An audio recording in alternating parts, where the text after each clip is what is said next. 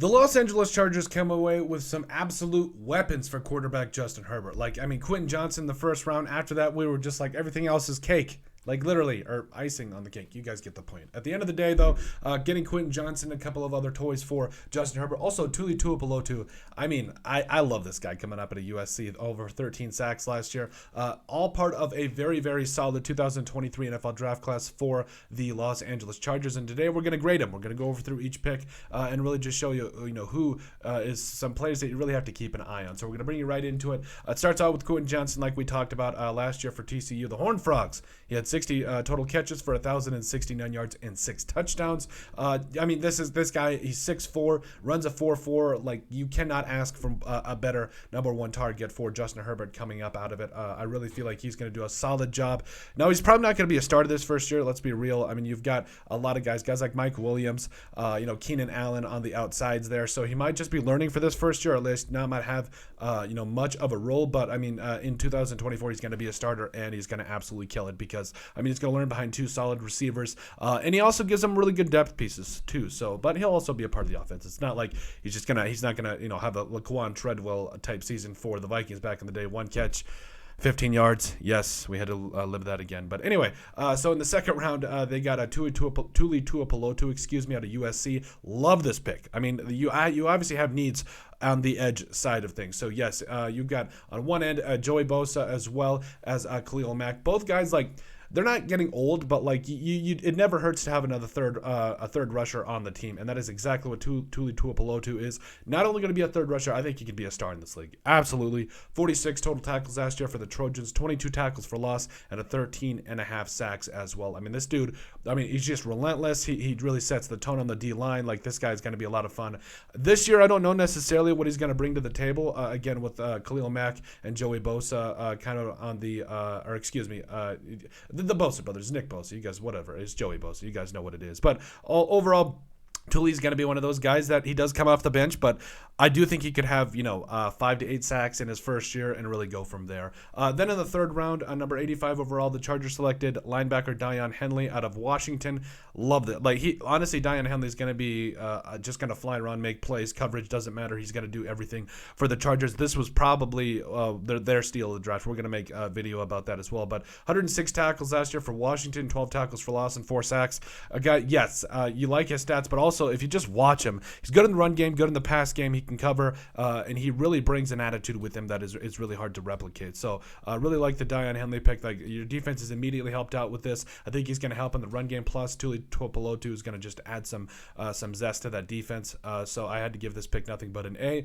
In the fourth round, getting wide receiver Darius Davis out of TCU, a smaller guy, but a guy that's just going to be able to run around, being a gadget player, be a lot of fun. Another plug for this offense, and Justin Herbert, love it. 42 catches for 531 yards and 5 touchdowns last year for the Horned Frogs. Now, when I say small guy, obviously, he's one of those guys that he's just going to be a firecracker. That's mainly what I mean, not small in stature or anything. But, like I said, Davis and Quentin Johnson, 2 huge targets for Justin Herbert early on here.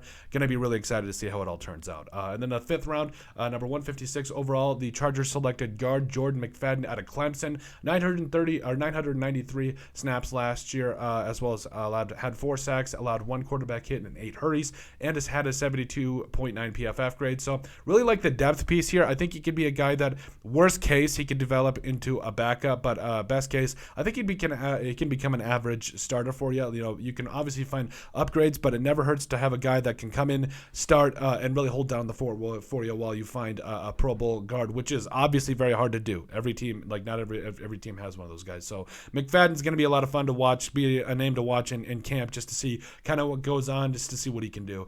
In the sixth round, getting the Chargers drafted a defensive tackle, Scott Matlock out of Boise State. I really like this pick. I think it's a sneaky good pick. I really do think that he could be, if he's not going to be a starter this year, obviously he's going to be on special teams, but I really think in a year or two from now, Matlock could be one of those guys that, is going to be a huge value pick. Honestly, in a couple years, probably 4 years down the line, he could be looking to get a huge free agent contract just because of, yes, drafted in the 6th round, doesn't make as much, but comes in, really makes an impact and does a lot of different things. Last year for, I believe it's the Broncos, 49 tackles, 6 tackles for loss, 2.5 sacks, good in the run and pass game. A lot of things to work with here for the Chargers, so I really like the pick. And then rounding out the 7th round, number 239 overall, they got quarterback Max Duggan out of TCU. I guess they're just going TCU this time around. It is what it is. Almost 3,700 passing yards last year, 32 interceptions, or 32 touchdowns, that is, and 8 interceptions. I'm really excited about this pick because Max Duggan is one of those guys that, a lot of people kind of question what necessarily he could do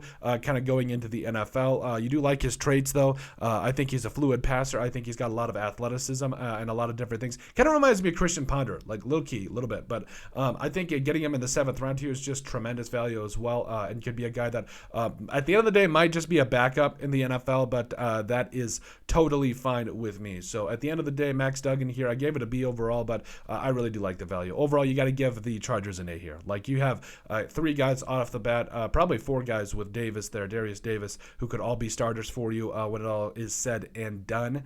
But overall, like I said, you got to give him an A and be really happy with what the Chargers did in the 2023 NFL draft. But that is it. That is our grades for the 2023 NFL draft class for the Los Angeles Chargers. Let us know what you guys think. What grade did you give it? Make sure you guys like and subscribe down below. Leave a like and a comment. It helps people find the show. We greatly appreciate all your guys' support. You guys are all truly awesome. We love every single one of you. Down in the description below, you'll find all of our social media platforms. So give us a like and a follow there. Also, remember to give us a listen and sub on iTunes. And finally, if you have anything else you'd like us to cover, send us an email at thesportsbp@yahoo.com or put it in the comment section down below, and we would love to cover it. But let us know what you guys think about our grading of the Los Angeles Chargers 2023 NFL draft class.